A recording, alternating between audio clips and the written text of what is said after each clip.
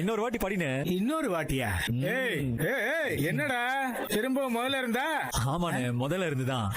அண்ணே இத காட்டுங்களேன்.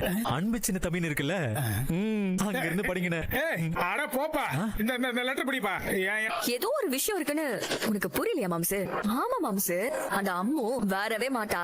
அவளுக்கு கல்யாணம் ஆகி போயிருப்பான்னு எல்லாரும் சின்ன தம்பியை குழப்பி அந்த அம்முவை மறக்க சொல்லி துளசி சின்ன தம்பி கிட்ட சத்தியம் பண்ண சொல்லி கேட்டா.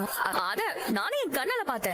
எதுக்காக சத்தியம் பண்ண சொல்ற அளவுக்கு துளசி போகணும்? எதுக்காக அவ்வளவு தூரம் போகணும்? இதுலயே அவ சின்ன தம்பி மேல பொசசிவா இருக்கா தெரியலையா?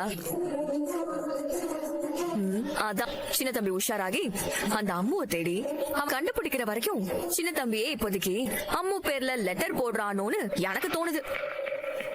துளசி கிட்ட இருந்து எஸ்கேப் ஆக அவனே ஏன் இப்படி பண்ணிருக்க கூடாது? இருக்கலாம் தானே? என் டவுட் கரெக்டான தோணுதா இல்லையா? அப்படி இருந்தா எனக்கு ரொம்ப சந்தோஷம். துளசி கிட்ட அவன் நெருங்காம இருந்தா சரி.